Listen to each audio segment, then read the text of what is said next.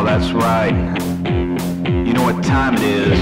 It's time for the Sugar Creek Forge Build Along 2012. I got my hand on the fire, putting the fire to the steel. Come on, Sugar Creek Forge, won't you tell me what's the deal? Alright.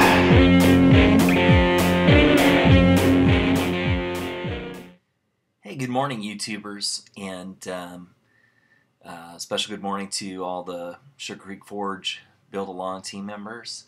Man, we're winding down, getting close to finishing knives, and I love the work that I see out there. Everyone's doing a great job, and I'm sorry I've wanted to leave comments for everybody. Just keep encouraging you, and it's been a super busy season in my life. I've been traveling and then doing a lot of training. Today I start at 11:30 and go to the end of the business day, and then tomorrow on Saturday I'll be working too. So anyway, just keeps me hopping. But thanks so much too for all the well wishes from people for my birthday yesterday. Really appreciate that. Appreciate the friendships that I've made here on YouTube, and it's just been a great experience. I want to talk about in this video how to shape your handle and get it sanded and finished, and just give you a little gander at my knife here. Pretty well done. I am not aiming for perfection on this knife. I'm just keeping it real. It's really turned out good though. I'm real happy, and you can see my handle there. And I want to show you how to shape your handle, and then I'm going to show you a really kind of a cool finish that you're going to be able to put on your knife that's inexpensive, it's durable. I love it for working knives, especially when you use a wood like mesquite or something like that that doesn't have its own natural oils. When you use a wood like cocobolo or something, you can just buff it, and there's enough natural oils and waxes in the wood that you don't need a finish on it. And so like knives like made out of curly maple and stuff like that, also you need to put a finish on top of the knife, and I don't like that so much. You can use Danish oil and some other things, and I like that, but I'm going to show you a real cheap, inexpensive, durable finish that you can use. So let's jump right in, start shaping the handles and sanding the handles, finishing up here with your knife.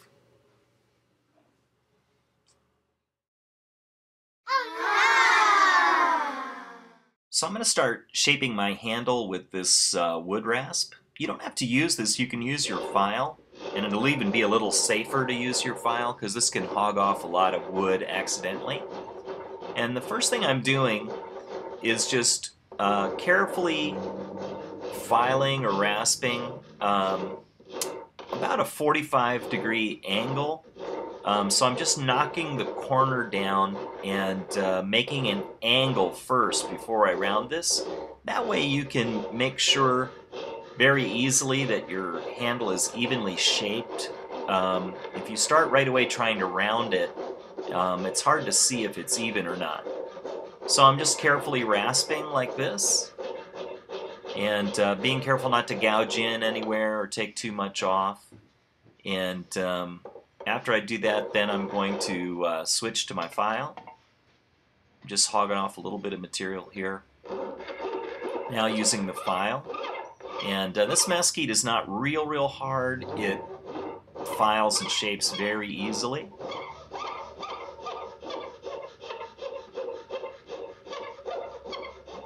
You want to be careful too where your pins are in your lanyard hole, that you keep the file really flat so that you don't gouge the wood and leave the pin or the lanyard to sticking up.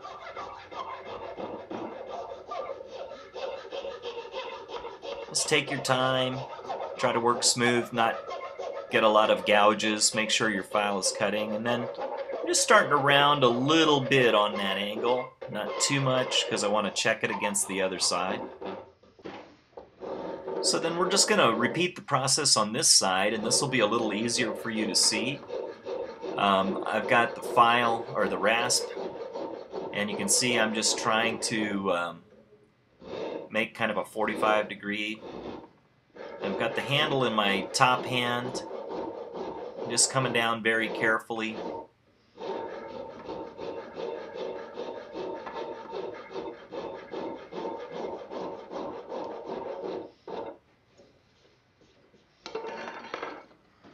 Okay, and this is where I switch to the file, and you can see kind of the action that I'm taking. You don't have to be as careful when filing this wood like you would with metal. You can see I'm kind of going in both directions, kind of draw filing and cross filing at the same time. And then I can sight down the handle, and I can see that my handle is nice and even on both sides, that I'm getting the shape, the same shape on both sides.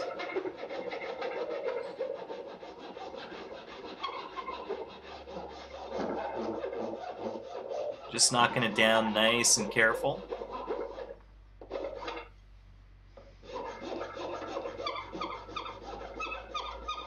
As you can see, just watching in real time, this doesn't take a long time.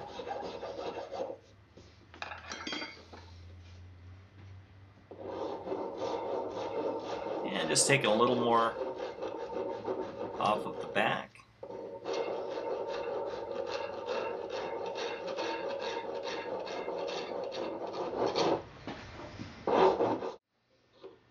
Now I'm working on the detail area of my guard, and just very, very carefully filing across this. You have to be careful here because you can snap your wood scales at delicate spots like this, and so you just want to go very, very carefully.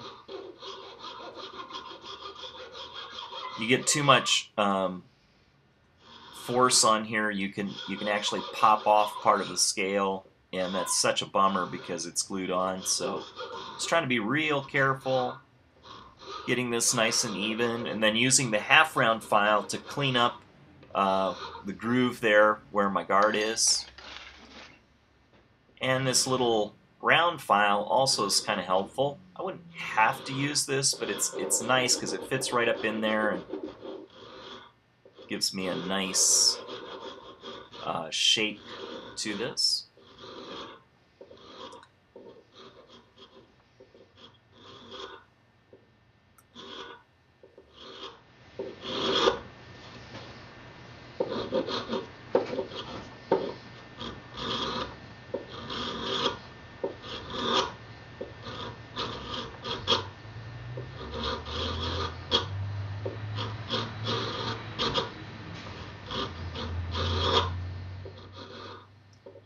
So that looks pretty good, and I'm just going to take my half round file, kind of hit the high spots, and then just blend, keep moving the file as you can see so I don't gouge into one spot, and then just kind of blending it together.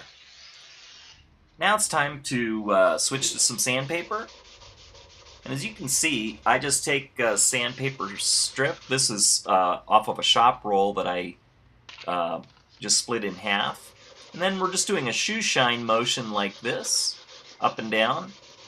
And this is, I think this is 220 grit, which is pretty fine for wood. Because I don't like to use real coarse sandpaper when I'm doing this because it can leave some pretty coarse scratches. As you can see, it really sands pretty easy and shapes pretty easy this way. You got to be careful though that you don't get it too round. With a knife that has a handle this small and thin, it would be easy to get the handle real round, which doesn't feel good in the hand. It turns easily on a knife this small.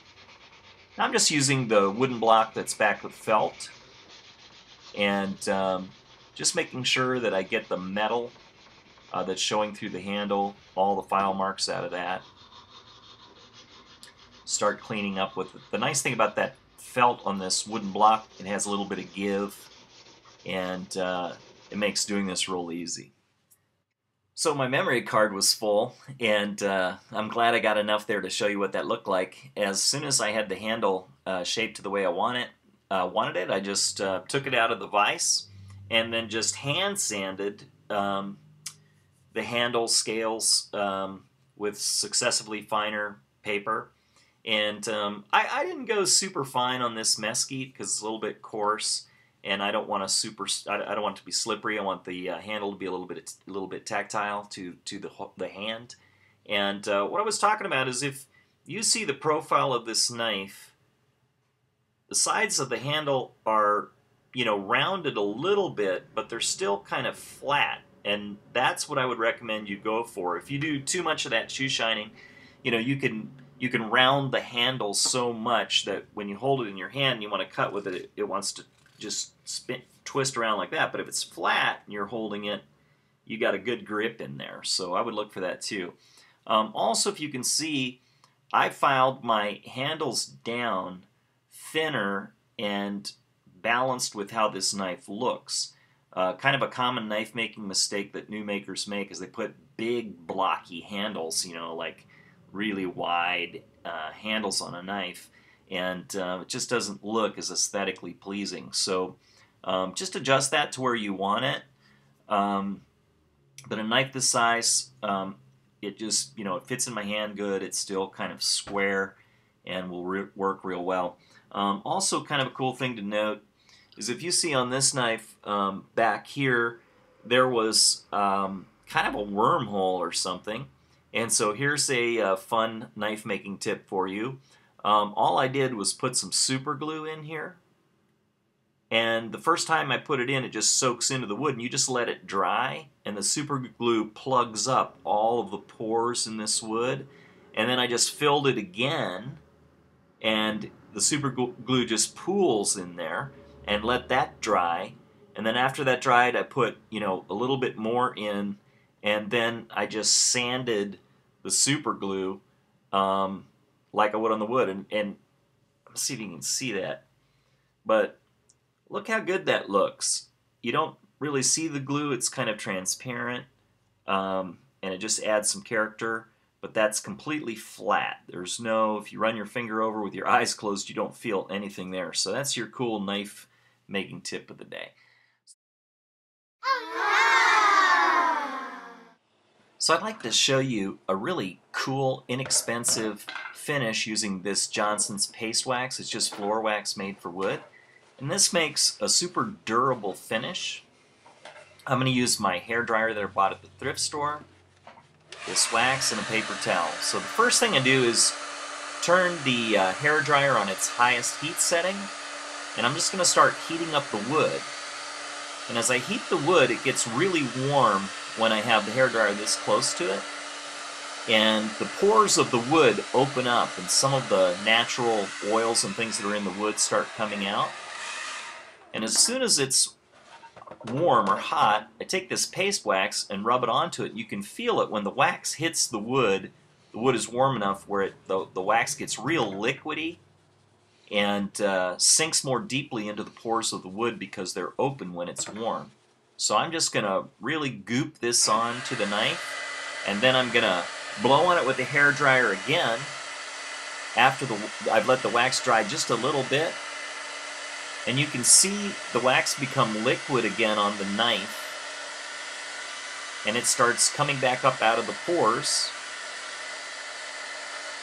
And it also soaks more deeply into the knife. And then I'm just going to repeat the process. As soon as this is warm, I'm just going to keep putting more wax onto it. And I did this process on my knife about 3 or 4 times.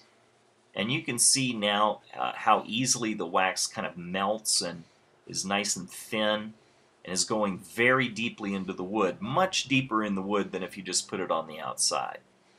So just scoop that on real good, making sure that I get the ends there really well. And then on the final time, we're going to just leave the wax on and let it dry.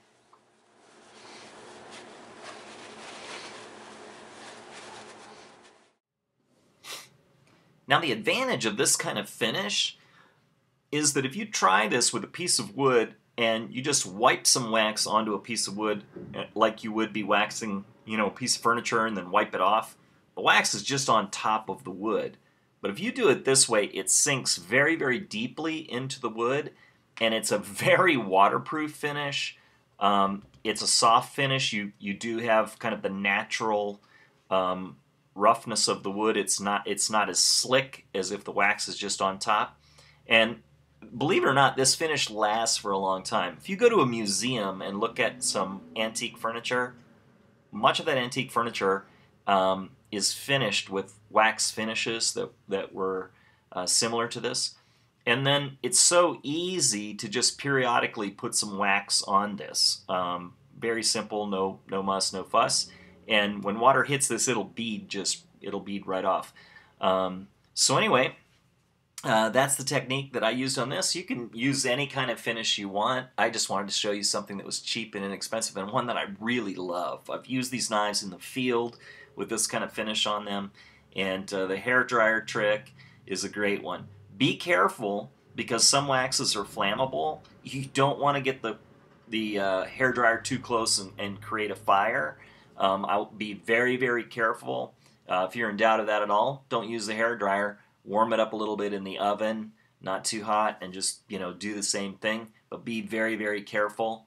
You could start a fire, hurt yourself, burn yourself up, whatever. And we don't want that to happen. So you're doing this at your own risk, but be careful and be smart. I had the window open there in front of me, so I was in a well-ventilated area. I would recommend that as well. So hope you enjoy that. Well, my knife is pretty well done. So good luck finishing and sealing your handles.